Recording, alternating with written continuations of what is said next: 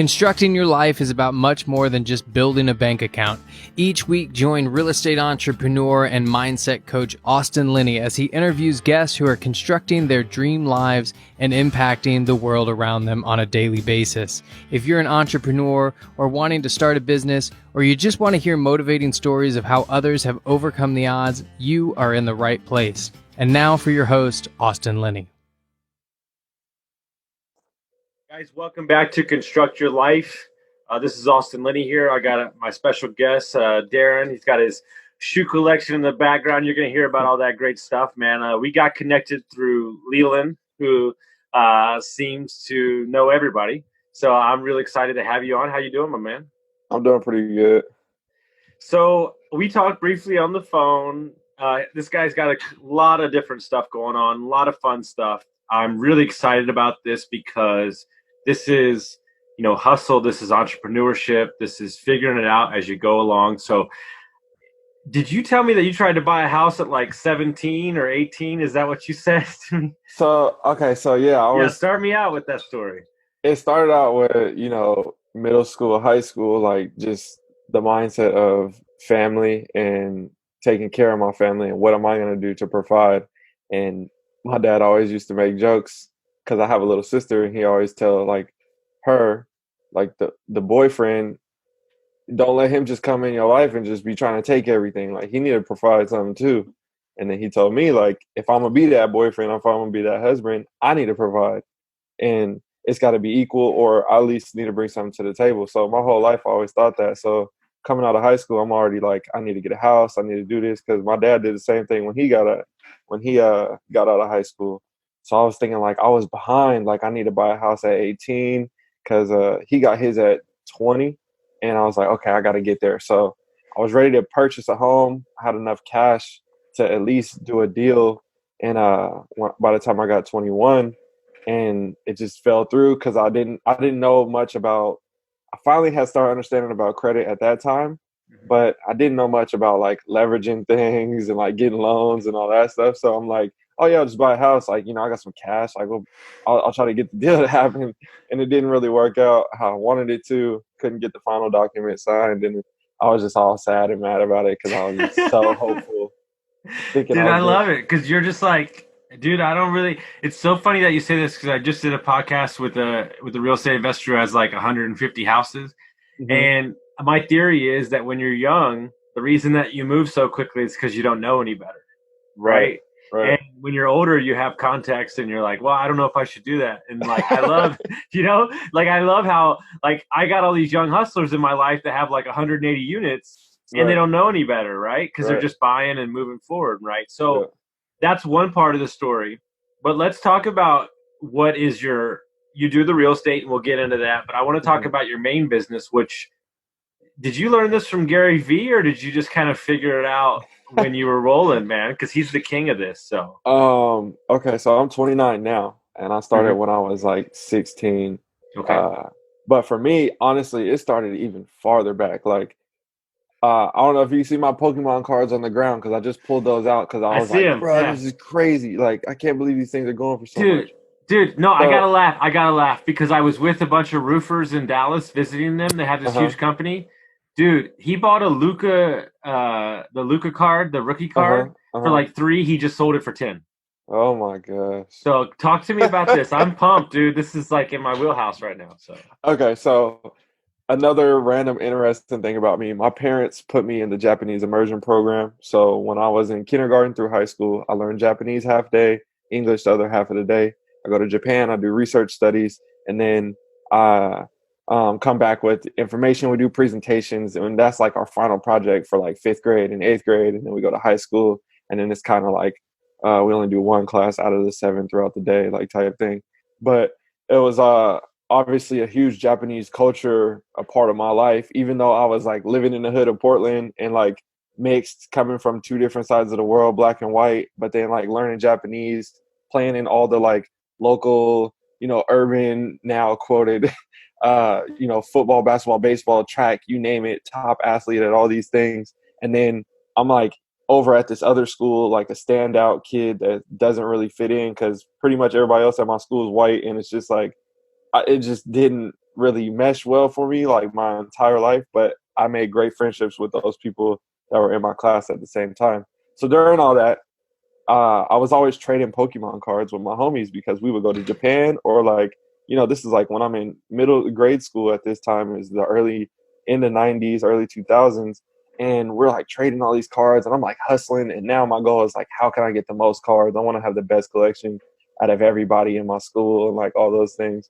And then I started like hustling like random things. I started selling t-shirts to all my homies. And then I was like selling donuts out of my locker during middle school and stuff. So it was like literally started from a long time ago. I was cutting grass, riding my bike, like all around the neighborhood. My parents always held me accountable. Like if I broke something, 3rd grade, 7th grade, whatever grade I was in, I had to pay it off. I had to fix it and I had to make right for what I had done. So we had a block party one time and I broke a mirror in front of everybody on a car because we were playing football in the street, and I threw the ball super far because I used to play quarterback, and I threw the ball far and the dude missed it and it went right past his hands and it just hit the mirror and shattered and everybody just stopped and they're like, and I was like, damn, I got to pay for that. So I went up to the lady. I was like, how much does it cost? My parents were like, all right, this is what it is. This is what you got to do to work it off. And I just had always known, like, I got to make money because I was just always thinking that from a young age. And then by the time I got to high school, my parents were like, we're not buying you no more shoes. You're not getting nothing you want. And you got to figure it out. So now I'm like, I want all these sneakers. Like, I love shoes. I've been laced up in shoes my whole life, living in Portland, Nike, Adidas, everything. The headquarters is here. So I was like, what am I going to do? So again, hustling, cutting grass, all that stuff, freshman year, still playing football, still playing sports. And then I got to sophomore year where I was able to, work an actual job. So I worked at the family restaurant, and that's where I started making all my money. I had my little checks coming in, working part-time, coming after school or like heavy in the summertime, and then still training. And I would just buy a bunch of shoes. Had all these shoes in my collection. Like first year I started, I purchased over 100 pairs of shoes just for my own collection. People seeing like, yo, you got all these shoes. Like, what's up? I'm trying to buy some. And I'm like, nah, man, I'm just a collector, man. I just like these things. And then that's when it stuck. I'm like, I think I can make some money off of this. Like, everybody keeps asking me, maybe I could just charge them for like, I'm already at the store. I might as well just buy another pair and then just charge them. And then I could make my pair cheaper. So I started doing that. And I was like giving people good deals. And everybody was like, bro, he got the best deals. And I didn't realize like I had the best deals because I didn't really know it was like a business or anything. Like, it could be something. This is like in 2007. So this is before the hype of reselling sneakers and the whole thing. Because you got to remember, like, it started popping off more in like 2014, 2015, where everybody's like, oh, wow, look at these young sneaker entrepreneurs and all this stuff. And I'm like, okay, yeah, we've been doing this for a long time. So I've seen all that happening, and I'm like, I got to take advantage of this. So I was like, I'm going to start a Facebook group when I get out of high school. When I get to college, that's what I'm going to do. I'm going to start a Facebook group and build a community and, just sell them my shoes and then like curate and make sure other people don't get scammed and make sure everybody's good. And I did that. And I said, every time I get 1,000 followers on Facebook, I'm going to give away a free pair of shoes. Cause I love making sure, like, I always want to be the one that has a story with somebody's life through shoes. So if I'm the one that gave you like your first pair of Jordan 1s or whatever, it's dope to me because like you're going to never forget that. You're going to tell that story. And it's just like, I don't know. I just love shoes. So I feel like that's a dope story for me to be able to give that to somebody else because I'm so passionate about it and they have an interest in it. So I built the business 2011. I graduated high school 2010. So I did really well on Facebook. And then that's when I built my business online. And I just basically had an online sneaker consignment shop in 2011 where it was like official, no more like side hustle, like selling and everything. And that was like midway through the year. And I was telling my parents, I was like, I can make a lot of money doing this. I know I can do this. I'm going to college. I'm playing football. I'm trying to go to the NFL. I'm trying to graduate. I'm trying to do all these things. And still running a business at the same time, living on the East Coast by myself. And it just ended up working out. Like, I showed them. I was like, look, I can do this. I made like $130,000 within like 8 months of my first year just selling shoes. And they were like, oh, this is real. Like, you can actually do this. And I'm like, I'm telling you, like, this is possible. If I have more time, like, I could make this even bigger. So then I was like, I'm gonna get a store. Like I'm gonna open up a shop. I'm gonna have everything when I come back. It's gonna be super dope. And then still trying to graduate, trying to do all that stuff. I transferred. I went to 7. I think it was a total of, I had a transcript from, I think, 6 or 7 different colleges from the time I graduated high school to 2017. I went Why were you transferring so much? So I got out of high school with football. I got out of high school and I didn't have anywhere to go, but I knew I was a good athlete. I just didn't have the scouting number. I needed to get a scholarship. And the whole goal was to get a scholarship so I could have school for free because I don't want to have that burden on myself or my parents. So I went to a prep school because I had got a call like super last minute. I went to this camp like right after my senior year of high school. And I was like the top player. And then I got sent to another camp to be all the top players come together. So it was like all these top kids in the nation that were like playing SEC football and everything. And I went to that camp and I was like killing. I was like doing better than all of them. Everybody's like, who's this kid? What school is he going to? All this stuff. I'm like, I don't got no school. Like, nobody wants me. I'm just having fun. Like, I just figured it'd be a cool last ride thing. Like, no, you got to go somewhere. So that's when I heard about prep school. And I went to prep school 2010. And they were like, if you go here, you can play football. It's like a super grad senior thing or something like that. And basically, you can just use your film, and then we'll get you out to a college for a scholarship. So I was like, all right, cool. Tried that, balled out, broke all the records at the school. And then they were like, cool, you can go here, here, here. And I just went to the very first school that offered me. I didn't care what level it was. It was a nice D2 school. I was like, these are the ones that want me. Like, whoever's the first person interested in me, at the time, I was thinking was the best move just because I was like, nobody wanted me before. So if you want me now, like, I want the first person that wants me. Mm-hmm. So I went to the school. It was great. It was cool. Like my coach, my position coach, great coach, one of the best coaches I've ever had. But my head coach, it just was the worst. Mm-hmm. He had me running circles around the field one day at practice because the quarterback threw a bad ball and it bounced and it hit me. Like it bounced the ground and then it tried to like land in my hands. He didn't see it because he was turning around. And then he was like, catch the ball. And I'm like, I can't catch the ball because it was like it came too short. Like I couldn't do nothing. Mm-hmm. And I was like, it was a bad ball, coach. And he was like, it was what? And then next thing you know, he was like, hit the laps. And this is like the first thing we do for warm-ups. He had me running the entire practice. And I had my little watch thing on. I ran almost 12 miles during this practice. They were like, get water. I'm like, I ain't getting no water. Like I was dumping out all the water every time they gave it to me. I ran for 2 hours. I didn't care. And then he apologized after my legs was dead. But that's just one part of me not liking it there. Yeah. Transferred, and I got in a car accident at the next school, and then the truck rolled over like 7 times. My homie flew out the sunroof. I was like a vegetable. My parents flew out to California where I was going to school next. And it was like a series of unfortunate events. Mm-hmm. Mm-hmm. So I went to the next school. That's when I went to the JUCO out in California, and I was balling out there. And I had just so many schools like Cincinnati, Hawaii, you name it, like D1 schools, BYU, Oregon State, all these schools that's like, yo, they're literally out here watching me practice and everybody's like around, like scouting me, doing all this stuff. And I'm like calling my parents like, this is my time. This is my moment. Like I'm about to do what I said I was going to do. Like I know I can play on TV. And then that's when I got hurt in the car accident and then my eligibility got messed up. So then I'm just like fighting the clock with athletics, still trying to run a business, doing all these things. It's just like so much happening from 2010 to 2017. It was crazy. While I'm still running my business, still doing all these things. And I couldn't even write a sentence or even like I had short-term memory loss. I had to go to therapy just to function again. Like there was probably like an 8-month period in 2013 after the car accident where they were like, yeah, he'll never play football again. He'll probably need to be helped. He'll probably need help. He'll probably need to like have assistance driving, like all these different things. And I'm like, nah, I'm about to get through all that. Like I need to play football again. Like I love this. I want to play. And then it took me like a year and a half and I was able to come back and play football and get cleared. And through all that adversity and the changing and the coaches that didn't support you, and then now we have the wreck, right?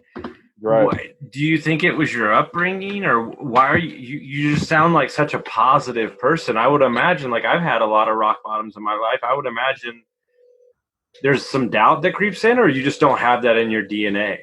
I think that I got so many strong people in my corner, from grandparents, great grandparents, great great grandparents, that I've seen in my life. Like there was a time, especially on my dad's side, like I seen I had my great grandma, my great great grandma, my grandma, my dad, like all these generations ahead of me. And I seen the strength in like all my family and all the stuff that they had been through, even both sides of my family. And it's just like they kept a way to always be positive, always be happy, and just keep that in my life. So for me, it was like they always, my dad was like, be better than me, do everything better than me. Like his dad was never there, so he always brought the positivity to me, made me feel confident, made me feel strong.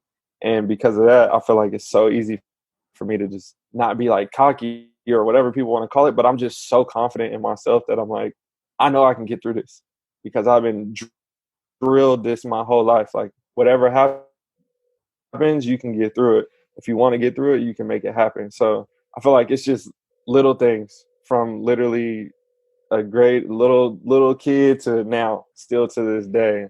I gotta try all the trials and tribulations, but I still gotta, either way, it's gonna go up or down. So I really go up.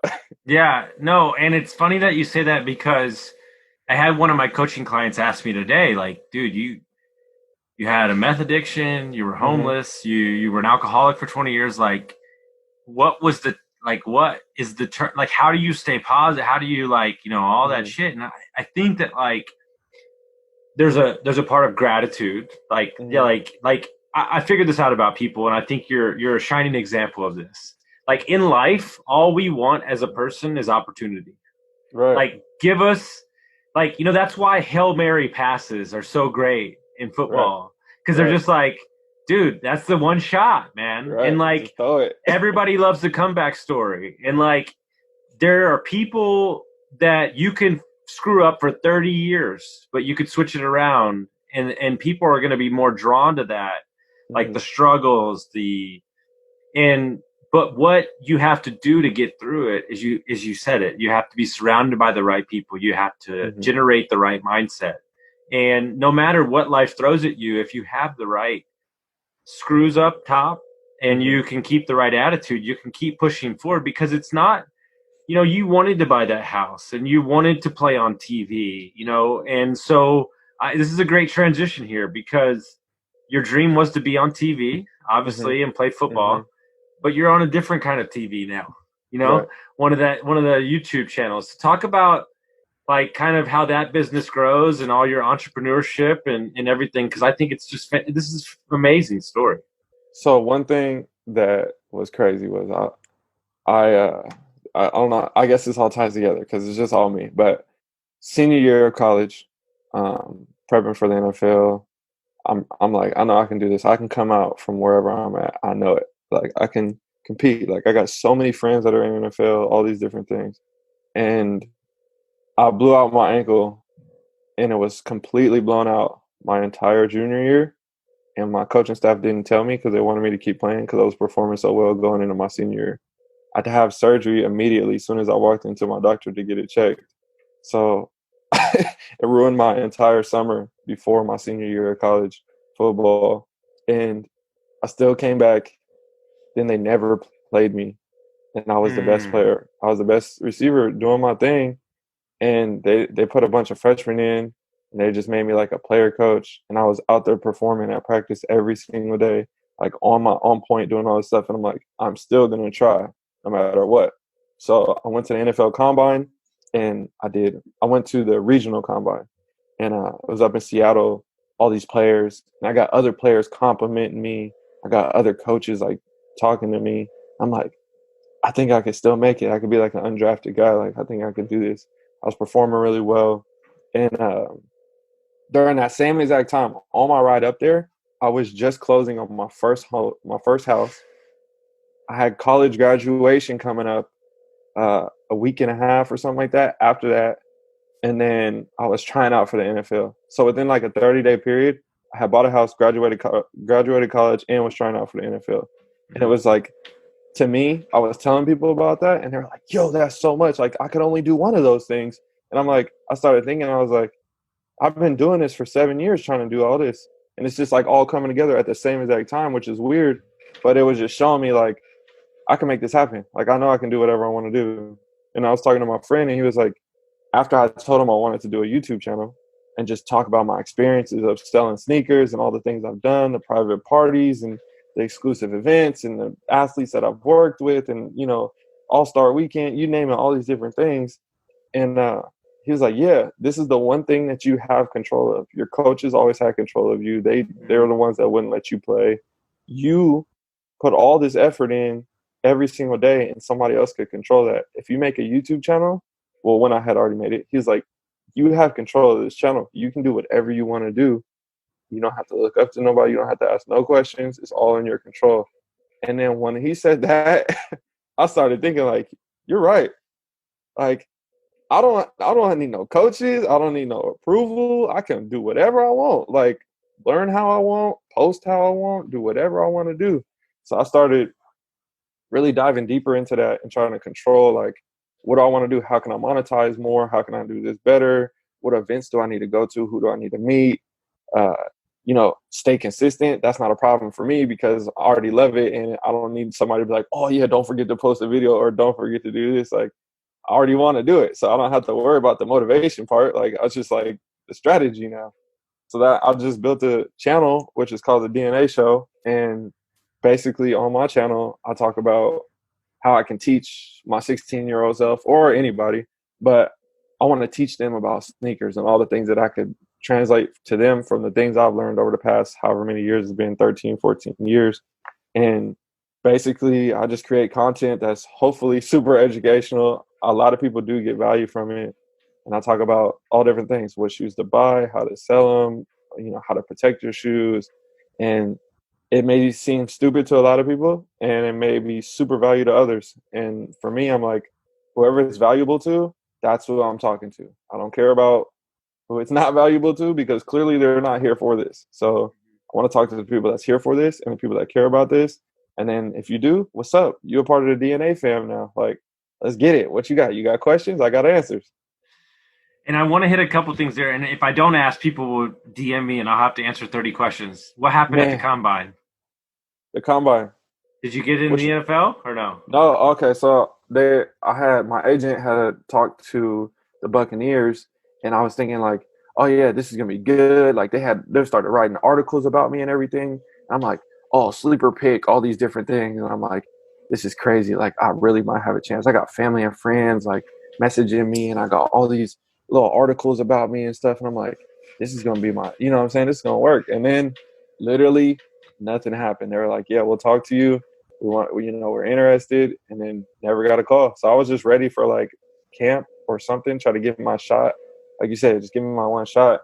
Nothing ended up happening. So then I went to a CFL combine and for the BC Lions. I went there, balling out, routing everybody, catching all my stuff, like doing really well. And then they were the same thing, super interested. And then I checked their roster and they ended up trading for a veteran receiver from a different team. So they're like, yeah, we don't need any receivers anymore right now. So that's when I was just like, I'm done. I can't do this no more. Because it's just so much. Like, well, what I would imagine, and I want to ask, because that's disappointment. Like, you played this your whole life and you had dreams. Right. How do you deal with that disappointment? Because that is disappointment. You do have a business over here, but there's real disappointment there. So how do you deal with that? For me, I just kept working out. I kept training. And what I did was, like, that next summer, during that time, I got like a group of people together and I just brought I always wanted to have the energy. Because for me, I've never, besides working at my family's restaurant, I've never had a 9 to 5. I've always controlled my life. I've always made my own money. I wake up when I want to wake up. I do what I want to do. And I make sure that I'm available for my family and friends when they need me. That's what my life is about. So for me, it was the same thing with that. I kept training, but it was just kind of for myself to now become like a fit dad. You know what I'm saying? Like, I just need to be an athletic dad. That's what I always tell people. So, but I did it by just bringing family and friends together and being like, hey, let's come out to the field. Let's all work out together. Like, I'll put a full workout plan for us. Let's like have some fun. Let's play some music. Like, we'll do some ladder drills and we'll have you guys. I had the girls out there catching footballs, and we was just all having fun, and we was doing it every single day, like in the summertime or like a few times a week. And that's where I was just loving it. Like, football feels like my sanctuary. I just had so much fun. There was nothing better than being out there with one of my best friends from my fifth grade football team. We're out there still playing football together, just stuff like that. So for me, it was just, again, going back to my people and being around my squad and just having a good time doing the thing I still love, and not just letting it take over me and being sad and stop working out and coming up with excuses and everything like that. This is something I think will resonate with you, and I just did a podcast about this week, and it's my new soapbox. I'm on it big time, and I think you probably see it in your business and the guys that YouTube with you. Mm-hmm. I think as adults, in the society that we're in, we have removed the fun from life. Right. I think everybody's trying to get to a goal, a financial ladder moment and everything. Right. And we forgot, like what you said right there. You brought it back to like, I got to play with my dude from fifth grade, and like, I just kept it light, and there was music going on, and somehow we've stripped the fun out of the journey. Right. Mm-hmm. And cause we're trying to I'll be there when I get there. And there's something almost great. And I'm sure like you love every single 800,000 fan that you have right now on YouTube as a subscriber. Mm-hmm. But I would imagine there was something really fun when you had like 10, right? Oh yeah. Like that's what I was just telling my friend that the other day. I'm like, bruh, I remember when I used to be refreshing my phone, just waiting for one new subscriber, like, where they at, like just the grind, the struggle, like this is crazy. Like yeah, I definitely remember that, and I will never like take that for granted because I'll always appreciate it. Because one of my favorite lines is be married to the process and divorced from the results. Mm-hmm. Because the results are never what you think they're going to be. I mean, you thought you're going to be a football star, right? Right. And I would imagine, and we'll get into it at the back half of the call to talk about real estate, which I'm sure is a whole nother journey. But let's talk about the YouTube stuff, and let's talk about, you didn't know what you were doing in the beginning. You made 130,000. You're kind of just figuring it out. You don't know websites. Right. You don't know any of that stuff. But as this goes on, I would imagine that you as an entrepreneur, you surrounded yourself with people maybe that knew, or you figured it out yourself. What, if you gave advice to that younger version of yourself, like what would you tell him? What would you tell him like when he was getting started to where you are right now? The biggest thing is you got to be patient. You have to be patient. Like you can have all the goals and dreams that you want, but like you're saying, it's a part of trusting the process is being patient. Because if you try to rush something or cut corners, you're not going to do it right. You could get injured if you don't, you're like, oh, I'm going to do this. And then I got injured. Now I got set back farther. Mm-hmm. If I just did the thing I did, take all the reps I need to take, warm up how I'm supposed to warm up, do what I need to do. If you be patient and go through the process, and if you think that's right at that moment, that's all you know, then do the best that you can do with what you know, and then continue to try to learn more. So then that way, a year from now, you're in a better place and you're still doing the best that you can do with what you know. Because I know way more this year than I did last year. And I know next year I'm gonna learn way more. So do the best I can with what I know now, and then try to learn more. So next year I can do the best I can with what I know then. Mm-hmm. And in the flipping the sneakers business, and you don't have to share your numbers, but has it exponentially grown every year? Is it to a place where you feel comfortable with where it's at, or it's still expanding? So I've actually started to I'm trying to remove myself from it actually, because obviously there's way more money in the real estate, right? Mm-hmm. So like, for example, bunch of shoes in my sneaker collection. I have over 700 pairs in my collection. And the reason why I did, because I knew I was like, when I get out of college, I'm going to sell some of these shoes. I'm going to use it to buy a house. So sold about 400 pairs of shoes, got about 80,000 from it. And then I was like, cool, I can use this. That's why I bought 2 houses within like a month and a half. The first house I had bought then, and then I had bought the second house right after. And as you know, you don't need all the money to purchase a home. You just need some down payment, get it working. All right, cool. We found the best deal that works for me. So I'm trying to step away from sneakers. I've done deals for sneakers. I didn't show shoes for $10,000, $20,000 for one pair of shoes. Yep. And now I'm at the point where I work with this very unique clientele, high rollers, like, because I don't have time. Literally, it takes so much energy to sell 100 pairs of shoes, 1,000 pairs of shoes. Like, it just takes too much energy, and my time and my life to me is important. So I need to value that and try to find the best way to be as efficient as possible. So I'm like, cool, I'll just sell like very rare, very exclusive sneakers to make what I needed to make, instead of doing like this high volume, like looking flashy on the internet, barely making any money thing. Nah, I'll just buy this like one rare shoe, get it for the low, and then sell it for 5 times the value and make $10,000 off the deal. Like, that's kind of where I'm at now.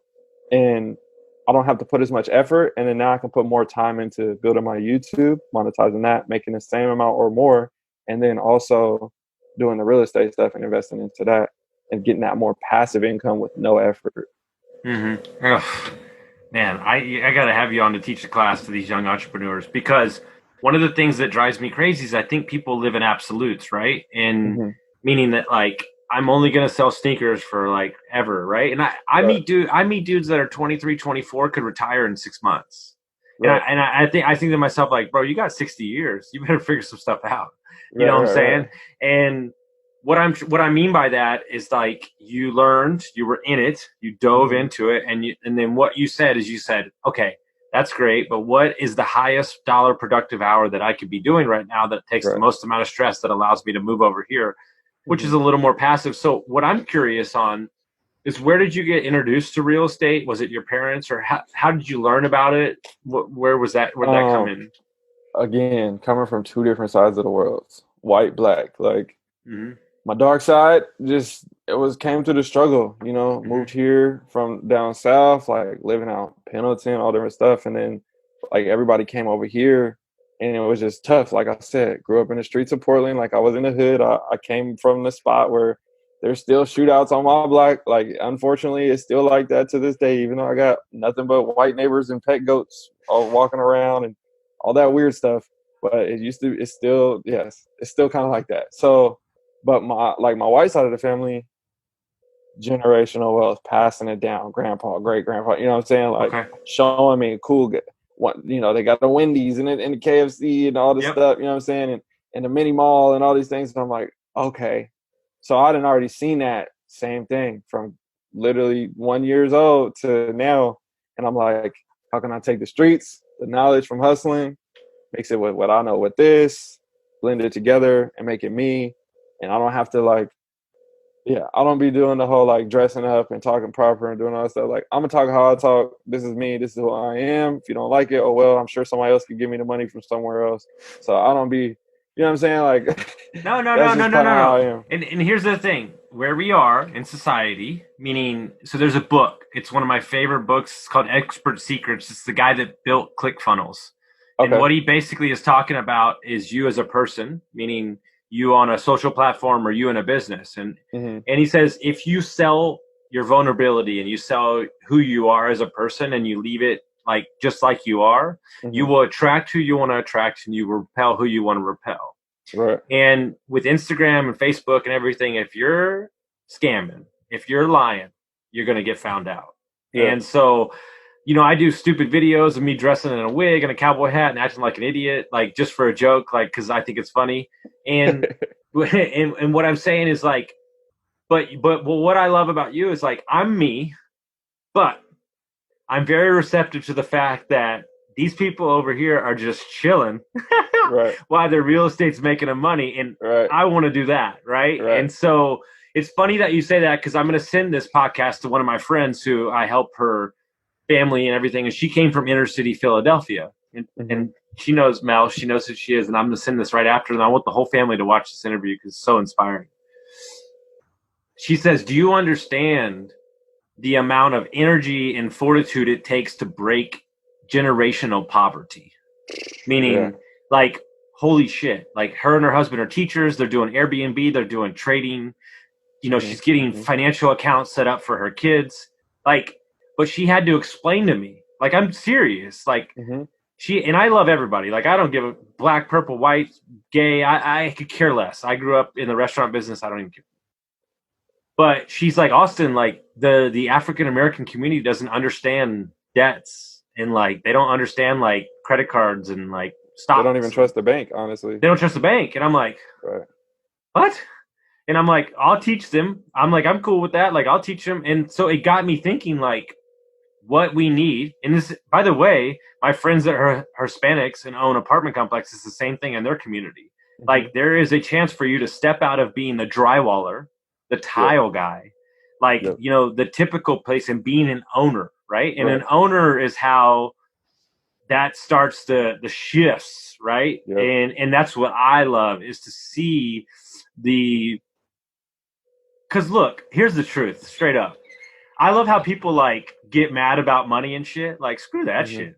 Like, dude, money does things. Like, I get to go on trips and like I get to hang out with my friends and like, you know what I'm saying? But like, we as a society don't talk about money.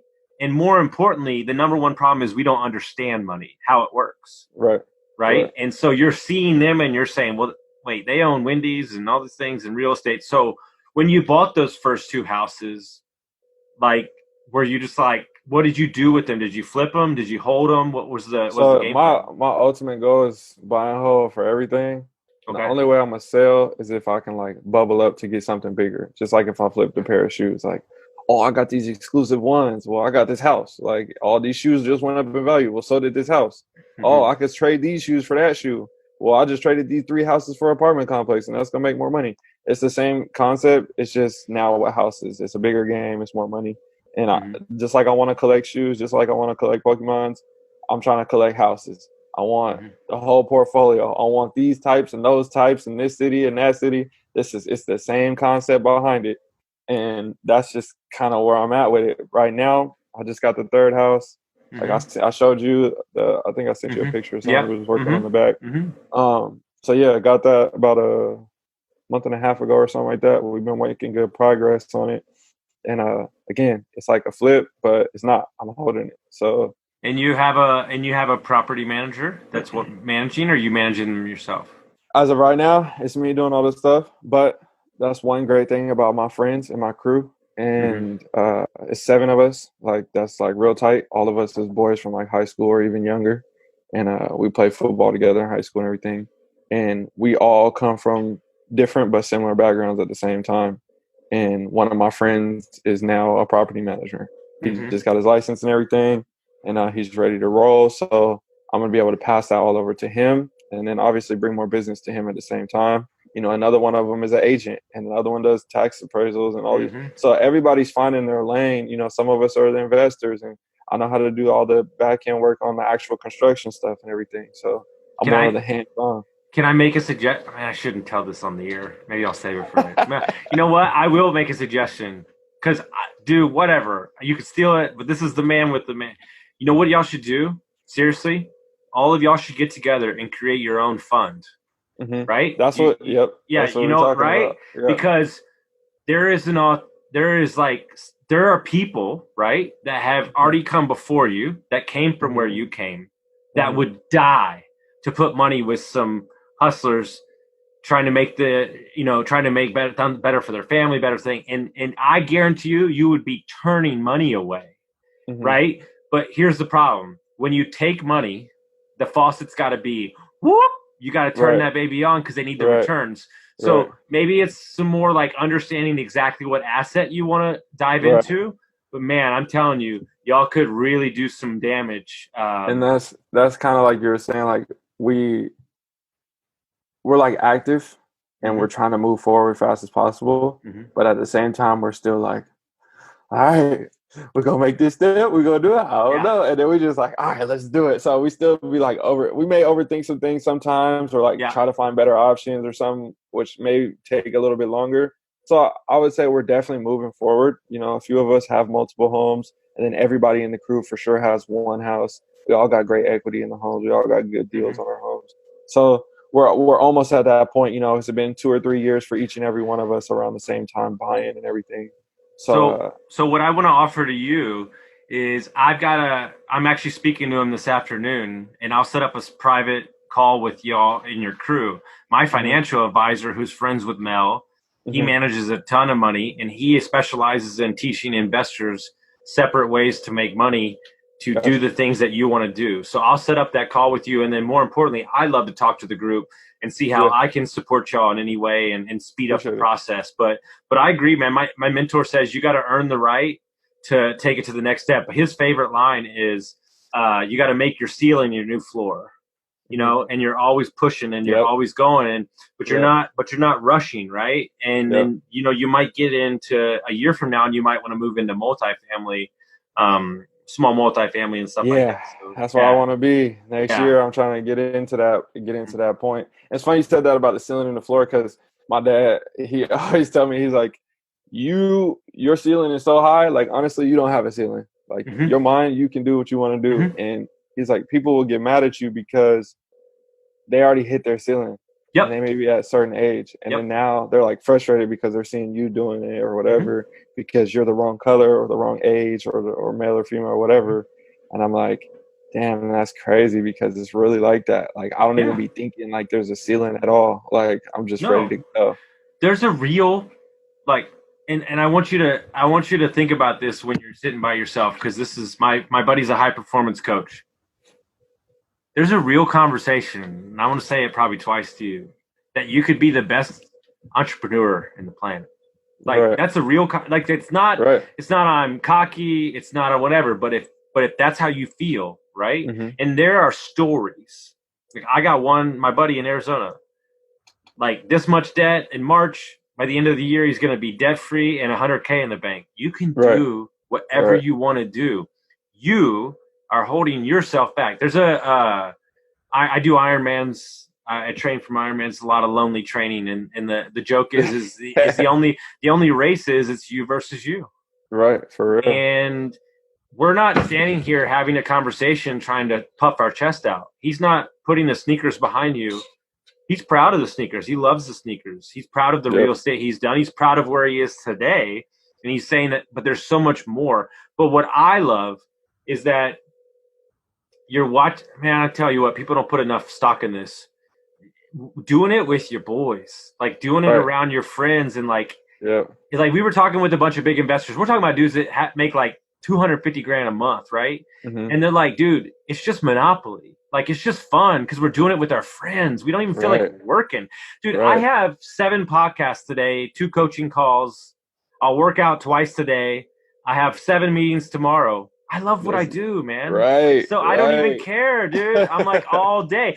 And people ask me all the time, they're like, how do you get up for this? I'm like, how do I not? Like, life is so much fun. Like, you know what I'm saying? Like, I've been through this shit.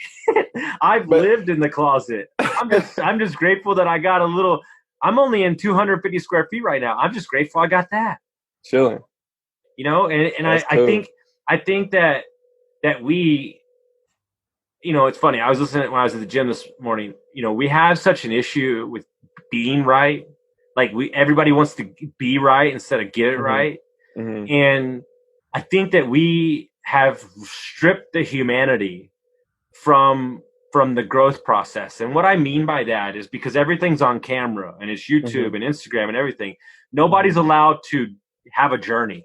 You know, the lighting has to be perfect. The sound has to be perfect. You know, you can't, nobody can fail, you know, like nobody can ever fail. You can't have anger in this society. I'm like, no, like I started here, I'm here. And every time I'm trying to get better. Right. And my favorite thing, and I want you to steal this too. My favorite thing is when 10 years, when you're sitting on the beach somewhere and you're like chilling and the guy's going to go, oh, he's an overnight success. And you're going to be like, dude, I've been cutting it since 6, baby. You know it's going to happen. You know it's going to happen. And you put in the time, you were in the hospital, you were in the combine, you were in everything. So, you know, like, I want you to stand up on your soapbox and I want you to sing and talk as much as you want. And I want you to tell, because a lot of my audience is younger. I coach a lot of kids. Tell them just the tips, whatever you want to tell them on what they need to do, for whether it be inspirational, entrepreneurship, whatever you want to tell them. First off, I feel like I didn't mention my mom as much. And that's a disservice by me not doing that. So I have to make sure that I have to shout out to my mom and my dad. Been together my entire life.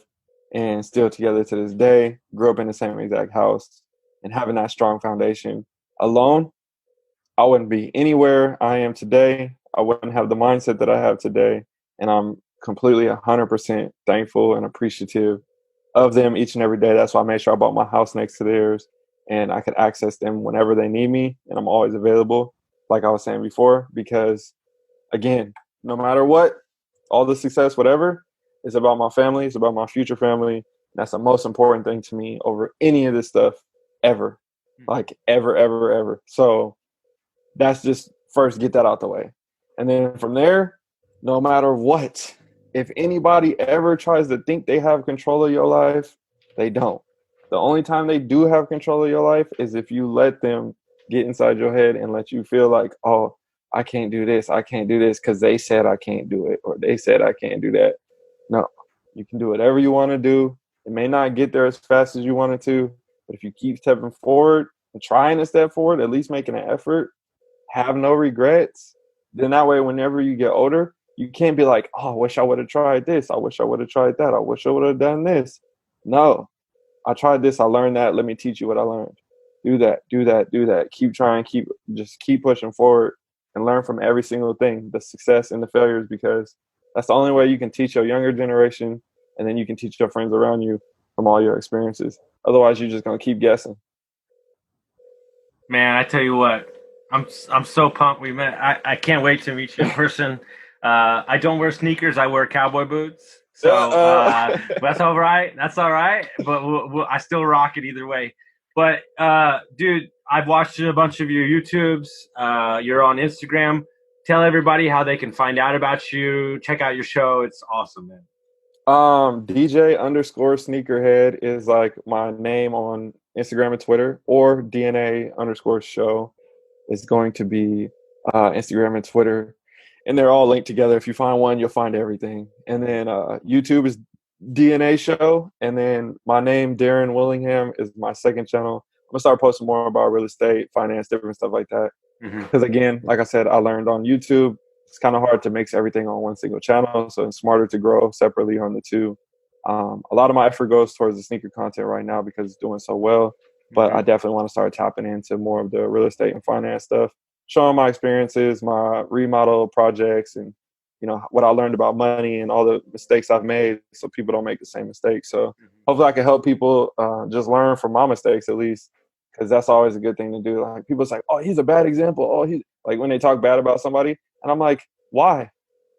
Like, just appreciate that person for what they are and learn that that's not what you want to do. And then now you use that as a great example. If I do this, I'm going to end up like that. So I'm not going to do this. I'm going to do the opposite of what they're doing. Yeah. You know what high performers do? They see qualities or things in other people. They pull from it. They take a little bit what they need. They leave the rest and they move on. Yep. And we sometimes feel like, look, I only want to be around dudes and women that, as we classify in our group, a whole life millionaire. Like, I don't want to be, I don't care if you make $1 million a month. If you're a shithead and you're a piece of shit to your parents or your kids or your, I don't care. I don't want nothing to do with you. I'm looking for a lifestyle, full circle. Like, you know what I'm saying? Because I do what I say I'm going to do. I am who I am. And I don't care if I've got $1 million or $1,000. And that's what I love about my financial advisor. Like, I don't care if he manages like $2 billion. If you had $1,000, he treats you the same if you had $10 million. And those are the people that I want to do business with, right? And something I want to ask selfishly for me, because what is the craziest sneaker flip you've ever done, or like the craziest deal you've ever done before, you think? So one time I sold a pair of shoes for almost $20,000, straight cash. I had to fly out. And it was just a one-day deal. He flew out, picked him up from the airport, went, picked up the shoes, went to the bank, got the rest of the cash, took him back to the airport. He left. And then 2 weeks later, he came back, and I found a bigger deal. And then we did something for like $54,000 or something like that. Straight cash, same thing. And then we just like do these crazy shoe deals. Like it's wild. Because and I wanna because I'm a psychology and mind buff, right? and it's what I do. I coach people all day, and we're in the mind. There's a psychology, right, behind revolving your business out of what somebody truly loves, right? Mm-hmm. And well, I want to laugh about that because, dude, you have not seen shit until you've trained with people that do Ironman training, right? And they've got like $20,000 bikes, and you're like, who buys a bike for $20,000? But they love it so much, and right on glass. So if you have a skill or ability, or you can create a business around want, meaning they're gonna get it no matter what. It's the same thing with cigarettes and beer, like whatever. Mm-hmm. Like people are gonna get it no matter if it's $20, $100. So there is a psychology behind something that people resonate with so much, mm-hmm. right? Mm-hmm. And I find it. I don't think people put enough stock in that when they're creating businesses, right? If you have a commodity, right, which is real estate, can be one. Like people need a place to live. Mm-hmm. Like it's not a question of what the economy's doing, and yeah, the price might fluctuate, but you're always going to have renters. And what I tell everybody, this is the best advice I can give you if you're a new real estate investor: find the shittiest home in the best school district neighborhood. Mm-hmm. And you will always have value in that property. You can never be the best on the block. Nope. If you're the best in the block, get out. If you're the smartest in the room, find a different room. Right. My man, right. I appreciate it, my dude. And thank you so much. And guys, if you like this episode, make sure you share it with your friends and send it around. And we'll see you next time.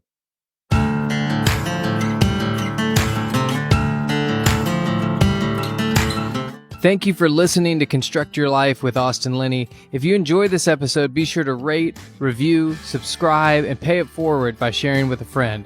Most importantly, take this opportunity to start constructing your life by taking immediate action on what you learned. For show notes, resources, and more information on one-on-one coaching with Austin, visit constructyourlifepodcast.com.